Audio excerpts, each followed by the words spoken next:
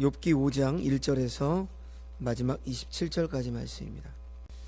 네, 어제 본문 욥기 4장부터 오늘 5장까지는 엘리바스가 욥을 책망하는 내용이 계속해서 나오고 있습니다. 엘리바스의 논리는 간단히 말해서 죄가 많이 있기 때문에 고난도 많다는 것입니다. 그러니까 인과응보, 심은 대로 거둔다, 이러한 원칙을 지금 고난에 적용을 하고 있는 것이죠.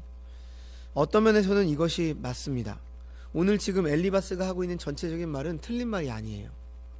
그러나 욥이 당하고 있는 이 고난의 상황에는 지금 잘못된 적용임을 우리에게 욥기는 가르쳐주고 있다라고 하는 것입니다. 하나님의 섭리를 단 하나의 어떤 공식처럼 풀어내려고 하는 것은 우리 인간의 교만입니다. 자, 먼저 오늘 5장을 크게 한 세 단락 정도로 구분해 볼 수 있겠는데요. 먼저 1절에서 7절까지 엘리바스는 욥이 고난을 당하고 있는 이유에 대해서 말하고 있는데, 그 이유는 바로 욥의 죄 때문이다, 이렇게 강조를 합니다. 그리고 8절에서 16절까지 말씀, 욥이 고난에서 벗어날 수 있는 해결책을 제시하고 있는데, 그 해결책은 바로 하나님을 찾으며 회개하라 라고 하는 것입니다. 그리고 마지막 17절에서 27절까지는 엘리바스 자신이 이해하고 있는 하나님이 어떤 분이신가, 이렇게 말씀을 하고 있죠. 자, 먼저 1절 말씀을 보시면 욥에게 너는 부르짖어 보라, 내게 응답할 자가 있겠느냐, 이렇게 말하고 있습니다. 엘리바스는 자신이 하나님을 다 아는 것처럼 말을 합니다. 욥이 지금 부르짖고 있는 것은 의미가 없는 짓이다, 이렇게 말하고 있는 것이죠. 욥의 죄가 하나님의 도우심을 받을 수 있는 자격을 박탈했다는 식으로 말합니다. 응답할 자가 없다는 말은 중재할 수 있는 존재도 없다라고 하는 그런 의미입니다. 그래서 2절 말씀을 보시면 이제 엘리바스가 욥에게 분노에 사로잡히지 말라, 이렇게 충고를 하죠.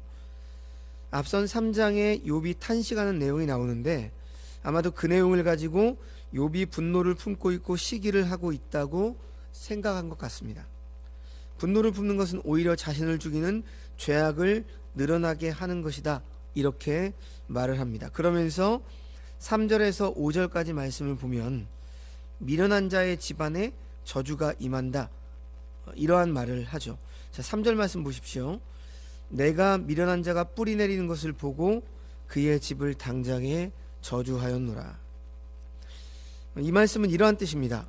내가 씨 뿌리는 한 미련한 자, 즉 악한 자가 갑자기 가문 전체가 저주받은 현장을 내가 보았다, 이런 뜻이죠. 그리고 4절에 이 악한 자의 자식들에게 문제가 생겼다. 그러니까 뭐 오늘날로 말하면 네가 지은 죄 때문에 자녀들도 이러한 어려움을 당한다, 뭐 그런 거죠. 그러니까 뭐 대물림되는, 마치 가게에 흐르는 저주, 그런 식의 지금 논리도 말하고 있는 것 같아 보입니다. 그래서 그 자식들을 구원할 수 없다, 이렇게 말을 하고 있죠. 지금 이 말씀을, 이 이야기를 엘리바스가 왜 욥에게 하고 있는 것일까요? 바로 미련한 자가 너와 같다라는 거죠. 지금 엘리바스는 미련한 자 이야기를 하고 있는데, 이 미련한 자의 예를 들어서 지금 욥을 이야기하고 있고, 욥의 10명의 자녀도 저주로 죽었다라고 은근히 빗대어서 말하고 있는 것입니다. 우리 주변에도 이러한 분들을 신앙이라고 하는 이름으로 때때로 이러한 분들이 말하는 경우를 우리가 보게 되죠. 정말 어렵고 고난의 현장을 걸어가고 있는 믿음의 지체들에게 옆에서 함께 울어주고 위로는 못할 망정 누구의 이야기를 빗대어서 알아들으라는 거죠. 그러니까 당신도 무언가 잘못을 했기 때문에 이러한 일들이 벌어지는 것 아닌가 생각해 보라는 겁니다. 참 그리스도인으로서 무서운 사람들이죠. 지금 일반적으로 의로운 자의 자녀는 하나님께서 돌보신다 라는 생각을 하고 있습니다. 자, 5절 말씀, 추수한 것 재산에도 문제가 생겼다, 이렇게 말을 하죠. 지금 엘리바스는 자신의 경험에 근거해서 말을 하고 있는 겁니다. 그런데 지금 이 말은 어떤 뜻이 담겨 있죠? 지금 욥, 네가 당하고 있는 고난은 이러한 저주의 성격을 가지고 있다라고 하는 것이죠. 그러니까 무엇인가 미련한 짓을 욥이 지금 행하고 있었다라고 하는 뜻입니다. 엘리바스는 욥에게 하나님 앞에서 무엇인가 네가 많은 죄를 지었다 이렇게 은근히 계속 말하고 있는 겁니다. 자, 6절 말씀도 재난은 티끌에서 나는 것이 아니고 고생은 흙에서 나는 것이 아니다 이렇게 말을 하죠. 사람이 당하는 고난은 어떤 물리적인 환경에서 비롯된 것이 아니고 다른 데 원인이 있다 이렇게 말을 합니다. 7절에는 일반적인 법칙을 말하죠. 사람은 고생을 위하여 났다. 불꽃이 위로 날아가는 것 같다 이렇게 말을 합니다. 불꽃은 고대의 사람을 괴롭히는 악의 영향력을 의미하는 것으로 봅니다. 그러니까 욥은 자신에게 죄가 없다는 그런 주장은 그쳐야 된다 이렇게 말하는 거죠. 일반적인 법칙으로 보더라도 욥은 죄인이다 이렇게 말하고 있는 겁니다. 엘리바스는 지금 욥을 무엇인가 고난을 받을 만한 심각한 죄를 지은 사람으로 미련한 짓을 행한 사람으로 몰아가고 있습니다. 욥이 당하고 있는 고난을 함께 나누는 사랑의 모습을 보여주는 것이 아니라 욥을 저주받은 사람으로 몰고 가는 논리를 전개하고 있습니다. 욥을 평가하고 있어요. 대부분의 사람들은 자신이 당하는 고난에 대해서는 여러 가지 정당화를 시킵니다. 그러면서 다른 사람이 당하는 고난에 대해서는 오늘 말씀처럼 너무나 쉽게 판단하고 어떠한 원인을 말하고 어떠한 이유를 말하는 그러한 경향을 가지고 있죠. 그런데 여러분, 예수님께서 이 땅에 계셨을 때 세상에서 죄인 취급을 받고 병이 들고 귀신이 들렸던 사람들을 만나셨습니다. 그러나 예수님께서는 말씀을 잘 보십시오. 그들의 죄를 다 끄집어내면서 정죄하지 않으셨다라고 하는 말씀입니다. 오히려 가늠하다가 현장에 잡힌 여인을 향해서 뭐라고 말씀하셨습니까? 나도 너를 정죄하지 않는다 이렇게 말씀하셨죠. 그들이 죄가 없어서가 아닙니다. 죄는 분명히 있죠. 예수님께서 하나님이신데 그들의 죄를 몰랐을까요? 아니죠. 하지만 모든 것을 아시는 주님께서는 우리보다도 더 정확하게 죄를 아십니다. 우리 자신들보다 더 깊이 보시죠. 그럼에도 불구하고 그들의 죄를 다 끄집어내놓고 사람들 앞에서 평가하지 않으셨습니다. 여러분, 지금 엘리바스는 자신이 경험한 단 한 가지의 어찌 보면 고난에 대한 정의를 가지고 사랑을 드러내지 못하는 이야기를 하고 있는 겁니다. 신앙생활을 오래 하면 오래 할수록 우리들의 어떤 머릿속에는 이러한 생각들이 자리 잡혀 있어요. 그래서 나에게 일어나는 일에 대해서 어떤 그러한 잣대를 대기보다 남에게 그런 잣대를 대죠. 그래서 남을 비판하고 정죄하고 남의 어려움을 감싸기보다는 남의 어려움을 판단하고 어떤 원인을 이야기해서 자신이 하나님과 같이 이야기를 합니다. 참으로 교만한 우리 인간의 모습이죠. 자, 계속해서 8절을 보십시오. 엘리바스는 욥에게 해결책을 제시하죠. 뭐라고 제시합니까? 나라면 하나님을 찾겠고 내 일을 하나님께 의탁하리라. 자, 이 말은 고난에 대한 해결책으로 제시하는 말이죠. 그런데 여러분, 욥이 하나님께 구하지 않은 것이 아니죠. 욥도 하나님께 구했죠. 욥기 31장 35절 말씀을 보면 전능자가 내게 대답하시기를 바라노라 이렇게 말합니다. 욥이 하나님을 향해서 탄식한 것이죠. 하나님을 구했습니다. 엘리바스의 말이 그 말만 가지고는 사실 틀려 보이지 않아요. 그러나 지금 욥에게 이 말을 하는 뜻이 뭘까요? 의도가 중요하죠. 단순히 하나님을 찾으라는 뜻입니까? 지금 이 말의 배경에는 욥이 하나님께 심각한 죄를 짓고 있다는 전제가 있어요. 즉 하나님 앞에 그 죄를 회개하라는 의미를 가지고 하는 말입니다. 자, 여러분, 욥기가 1장과 2장을 보시면 사탄과 하나님과의 하늘에서의 어떤 대화가 나와 있어요. 왜 욥기가 1, 2장이 그런 말씀이 나와 있을까요? 만약에 1장과 2장이 없이 3장부터 욥의 고난의 내용을 쭉 그냥 기술했다고 본다면 우리도 엘리바스와 똑같이 생각했을 거예요. 어떤 면에서.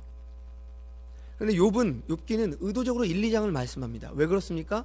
지금 욥의 고난은 욥이 잘못해서 일어난 고난이 아니라는 겁니다. 물론 욥도 죄인이죠. 욥도 원죄를 가진 죄인이기 때문에 사실 어떤 모든 우리 인생에 일어나는 고난과 어려움과 질병과 이런 모든 것들은 근본적으로 우리가 죄인이기 때문에 발생되는 것이긴 합니다. 이것은 맞습니다. 그러나 지금 모든 것을 죄의 원인으로 우리가 몰아갈 수 없다라는 거죠. 우리 인생에 일어나는 알지 못하는 환난과 고난과 역경은 내가 뭔가를 하나님께 불순종했기 때문에 일어나는 그런 단순한 그런 인과응보 도식의 논리가 아니라는 겁니다. 욥기는 분명히 그걸 말해주고 있어요. 그래서 1, 2장이 중요하죠. 1, 2장의 배경을 우리는 보고 있죠. 그렇기 때문에 엘리바스가 지금 말하고 있는 것이 맞는 말이지만 오늘 그 매일 성경 묵상 제목이 맞지만 틀린 말 뭐 이렇게 써 있더라고요. 예, 잘 표현한 부분인 것 같아요.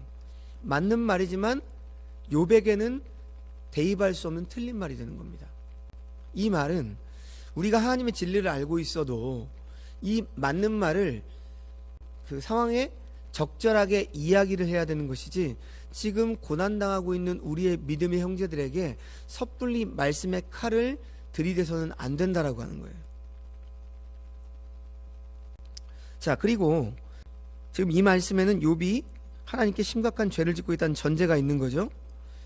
하나님 앞에서 그 죄를 회개하라, 이러한 의미를 가지고 말을 합니다. 그리고 이제 그 다음 9절부터 16절까지는 자연과 사람들에게 행하시는 하나님의 권능의 역사를 말하죠.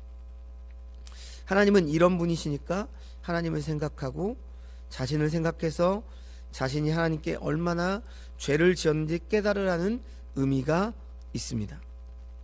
자, 9절에서 10절은 하나님께서 자연을 다스리심을 이야기하죠. 10절에 하나님은 비를 땅에 내리시고 물을 밭에 보내시는 분이다, 이렇게 말하죠.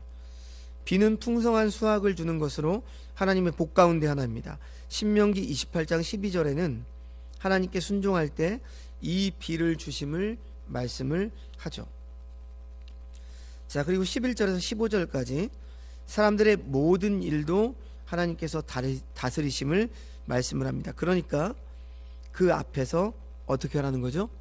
회개하라는 것이죠. 16절에 그러므로 가난한 자가 희망이 있고 악행이 스스로 입을 다무느니라, 이렇게 말했습니다. 악을 행하는 자는 하나님께서 하시는 일 앞에서 침묵할 수밖에 없다라고 하는 뜻입니다. 그러니까 지금 무슨 말씀이에요? 욥이 당하고 있는 고난이 괜히 있는 게 아니다, 이러한 취지로 지금 계속 엘리바스는 말을 하고 있는 거죠. 자연과 사람의 세계를 다스리시는 하나님께서 죄악에 대해서 내리신 것이라는 뜻이 있다는 겁니다. 죄 때문에 고난이 있다는 거죠. 죄악의 크기가 곧 고난의 크기를 결정한다는 그런 말입니다. 번성의 크기는 곧 의의 크기를 말한다는 뜻이 되기도 하겠죠. 자, 여러분, 그런데요, 이러한 사람의 논리로만 하나님의 섭리를 이해하면 이 땅에서 악인의 번성과 의인의 고난이라고 하는 것은 이해가 될 수 없는 것이죠. 그러니까 지금 엘리바스의 시각이 굉장히 좁다라고 하는 사실을 우리가 알 수 있어요. 하나님이 어떤 분이신가 하는 것이 맞는 부분이 분명히 있는데 욥의 고난에 대해서는 지금 잘못 적용하고 있는 거죠. 그래서 이제 마지막 단락의 시작인 17절을 보시면 엘리바스는 욥이 당하고 있는 상황을 해석해서 말을 합니다. 17절 말씀 보십시오. 볼지어다 하나님께 징계받는 자에게는 복이 있나니 그런즉 너는 전능자의 징계를 업신여기지 말라. 엘리바스는 욥에게 하나님의 징계를 받아들이라, 이렇게 충고를 합니다. 하나님의 징계를 받아들이면 18절에서 하나님께서 치료해 주시고 예전처럼 형통하게 해 주실 것이다, 이렇게 말씀을 하죠. 20절에 전쟁과 기근과 전쟁터에서도 지켜주시고 21절에 언어의 폭력과 멸망에서도 보호받을 것이다, 이렇게 말을 합니다. 하나님께 그 죄를 회개하고 돌아오면 징계를 거두시고 번영을 주실 것이다, 이렇게 말합니다.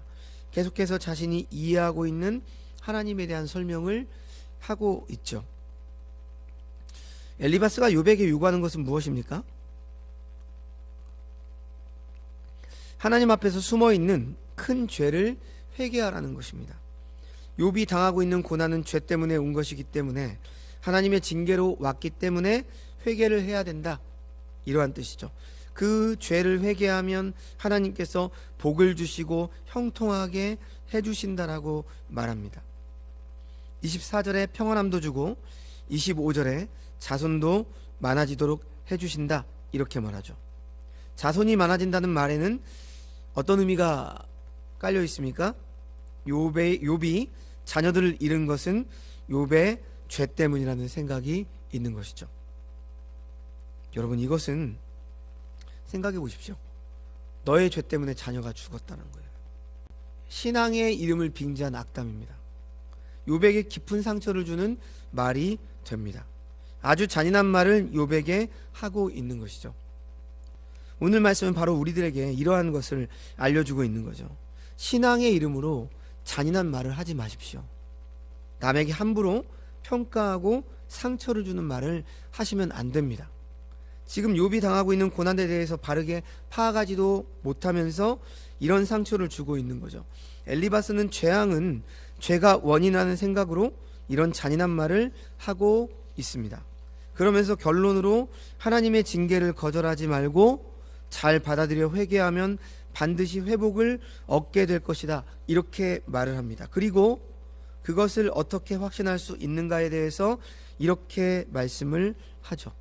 마지막 27절 말씀, 볼지어다 우리가 연구한 바가 이와 같으니 너는 들어보라. 그러면 내가 알리라.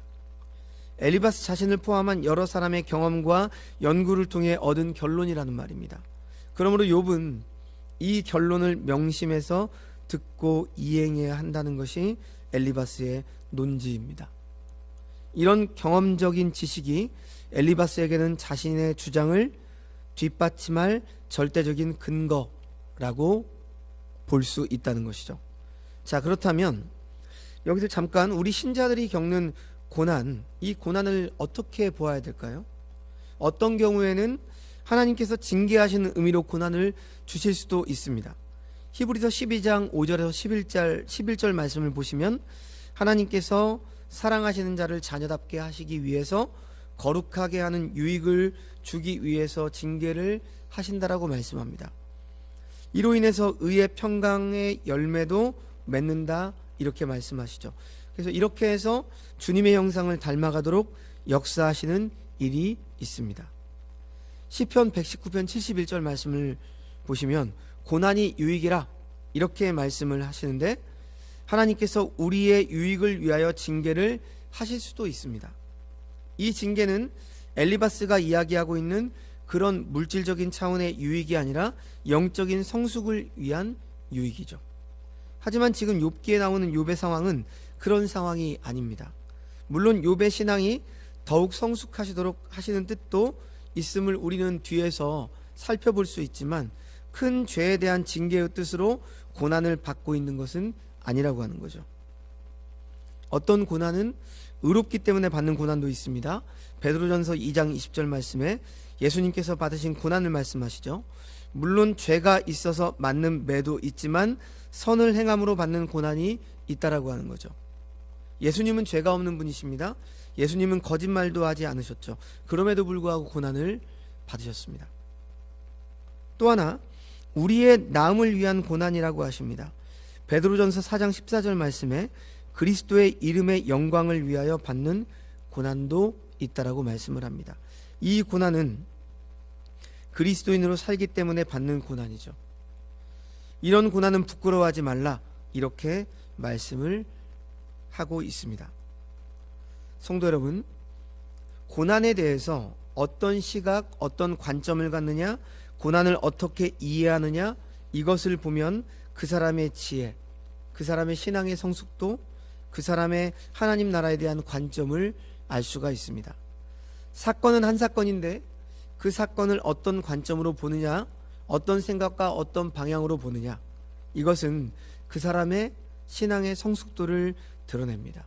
그 사람의 지혜를 드러냅니다. 하나님의 관점을 가지려고 하는 것이 우리 그리스도인들이 해야 될 작업이죠.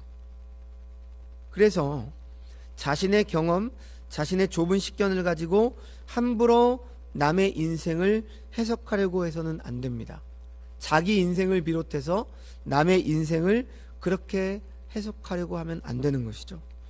언뜻 보면 엘리바스의 말이 맞는 것 같습니다. 우리 시대에도 많은 사람들은 이런 엘리바스와 같은 말을 쉽게 합니다. 그러나 여러분, 넓은 시각으로 보면 다릅니다. 하나님께서 하시는 말씀의 관점으로 보면 욥의 고난은 엘리바스의 해석과 전혀 맞지 않습니다. 그렇죠? 1, 2장 말씀을 통해서 지금 엘리바스의 말은 틀린 거지 않습니까? 그렇죠? 맞는 말을 하고 있는데 틀린 말을 하고 있는 겁니다. 오늘 본문을 살펴보면 엘리바스는 마치 옳은 말을 하고 있는 것처럼 보이지만 그는 중요한 두 가지 사실을 간과하고 있습니다. 첫째는 무엇입니까? 엘리바스는 하나님의 초월성을 인정하는 듯한 말을 했지만 결국 하나님을 자신의 경험적이고 지식적인 틀 안에서만 이해하려고 했다라고 하는 것입니다. 여러분, 하나님은 그 무엇으로도 제한받거나 판단받으실 수 없는 분이십니다. 하나님은 수많은 경험 속에서 또 자연의 법칙 속에 갇혀 계신 분이 아닙니다. 인간의 지각이나 자연을 초월해서 역사하시고 섭리하시고 인도하시는 분이 하나님이십니다. 우리가 자주 범하는 큰 잘못 가운데 하나가 바로 하나님의 일하심을 제한하여 판단하는 것이죠. 우리의 경험으로 지식으로 하나님을 또 하나님의 일하심을 규정하려 한다는 것입니다. 엘리바스는 고통의 원인을 죄에서만 찾았습니다. 우리의 고통에는 우리가 규정할 수 없는 우리의 지각을 넘어선 다양한 하나님의 뜻이 담겨져 있습니다. 그래서 우리의 마땅한 바는 고통의 원인만을 찾기에만 집중하기보다 겸손하게 하나님의 초월성을 인정하고 그 주권과 섭리를 인정하면서 오직 하나님을 집중하여 하나님이 일하시도록 우리의 마음과 삶을 열어두는 것입니다. 자, 두 번째, 엘리바스가 간과한 것은 바로 주님의 시선을 놓친 것이죠. 하나님의 마음을 갖지 못했습니다. 주님의 긍휼함으로 상대를 바라보지 못했다는 것이죠. 늘 바른 소리가 사람을 움직이게 하는 것은 절대 아닙니다. 많은 바른 소리보다 상대방을 존중하고 사랑하는 그 진심 어린 마음의 한마디와 함께하는 눈물 한 방울이 변화의 물결을 만들어낸다는 사실을 잊지 말아야 하는 것입니다. 우리가 흔히 자주 하는 표현 중에 사람이 감당할 만한 시험을 허락하신다라는 말씀이죠. 근데 여러분, 그런데 정말 환난과 고난을 받고 있는 그러한 과정을 겪고 있는 사람에게 여러분이 그 말씀을 쉽게 대입해서 감당할 시험만 하나님이 허락하시니까, 이런 말은요, 무기예요. 그 사람을 시험에 빠지게 하는 말입니다. 내가 감당할 수 있다고요? 내 자녀가 지금 아파서 죽게 되었는데 감당할 만한 시련을 주신다라는 말을 대입하면 안 되죠. 사도 바울은 왜 그런 말씀을 했을까요? 자신이 그러한 인생 속에서 하나님께서 주신 답을 찾은 거예요. 답을 찾은 자의 고백이지 남에게 그것을 지적하고 알려주기 위한 그런 말이 아니라는 거예요. 물론 설교를 할 때에는 그 말씀을 풀어서 해석하고 말씀을 전해야 되기 때문에 하는 거지만, 여러분이 다른 믿음의 지체들에게, 우리의 이웃들에게 그러한 것들을 쉽게 대입해서 말씀을 하면 절대 안 된다라고 하는 사실이에요. 우리가 해야 될 건 뭘까요? 우리가 하나님입니까? 우리가 하나님처럼 말해서는 안 돼요. 우리는 하나님의 뜻을 구하면서 그 지체와 함께 울어주는 거죠. 지금은 이해할 수 없지만 하나님께서 반드시 우리를 사랑하시니까 이 어려움을 잘 이겨내보자. 우리가 할 수 있는 말은 이런 부분이죠. 그래서 여러분, 바른 소리를 늘 하지만 주변에 이웃이 없어요. 친구가 없는 사람들이 있는 거죠. 그러한 그리스도인이 되시면 안 됩니다. 우리는 경험과 지식으로 상대방을 판단하는 것을 멈추고 주님의 시선을 겸손히 구하는 자세로 살아가야 합니다. 그럴 때 주님의 지혜와 긍휼이 우리의 생각과 마음속에 스며들고 상대에게도 흘러들어서 주님께서 우리의 삶을 신묘막측한 은혜의 길로 불가사의한 섭리의 길로 엮어가심을 우리는 보게 될 것입니다. 오늘 말씀을 통해서 우리는 이 두 가지 사실을 분명히 깨달아 알아야 되는 것이죠. 내가 아는 단순한 어떤 논리로 남을 판단하려 하지 마십시오. 그리고 힘들고 고통에 빠진 우리의 이웃과 함께 울어주십시오. 엘리바스와 같이 자신의 경험으로 어줍지 않은 지식으로 하나님처럼 말하려고 하지 마십시오. 우리의 이웃들을 함께 사랑하고, 그래서 그 뜻이 무엇인지 우리가 알 수 없지만 겸손히 하나님의 뜻을 구하면서, 하지만 우리가 분명히 아는 건 무엇이죠? 하나님께서는 희노애락 생로병사 우리의 모든 인생 속에서 합력하여 선을 이루십니다. 그래서 최종적인 우리의 구원을 이루시고 우리의 인생을 세우십니다. 이 사실을 놓치지 않는 저와 여러분이 될 수 있기를 주님의 이름으로 축원드립니다. 기도하겠습니다. 하나님 아버지, 오늘 엘리바스는 맞는 말을 하고 있지만 잘못된 말을 적용해서 말하고 있습니다. 모든 인생이, 그리고 우리의 모든 고난과 어려움이 단순히 우리가 무언가를 잘못했기 때문에 오는 것만은 아닙니다. 물론 우리가 죄인으로 태어나서 그 죄의 결과로 인생의 어려움을 겪는 것이 맞지만, 그러나 우리의 인생에서 일어나는 모든 일들이 내가 무언가를 잘못했기 때문에 그 결과로 일어나는 그러한 일이 아니라고 하는 사실을 우리가 오늘 본문을 통해서 다시 한번 확인할 수 있게 하여 주옵소서. 그래서 때로는 우리의 고통의 원인, 우리의 환난의 원인이 나의 죄 때문인가, 내가 무언가를 잘못했기 때문인가, 여기에 빠져서 허우적거리는 우리의 인생이 되지 않게 하시고, 우리가 그 모든 것은 알 수 없으나 반드시 하나님의 사람은 하나님께서 함께 하시고, 또 이제 그 고통의 터널을 다 지나가게 하셔서 마침내 우리에게 정금과 같은 그런 고백의 말을 하게 하신다는 말씀을 우리가 기억하게 하여 주시옵소서. 그래서 오늘 엘리바스와 같이 정말 사랑이 없는 바른 말을 하는 그러한 자들이 되지 않도록 하나님 도우시고, 우리의 이웃과 함께 울어주고 함께하는 주님의 백성들 되게 하여 주시옵소서. 모든 말씀 예수님의 이름으로 기도합니다. 아멘.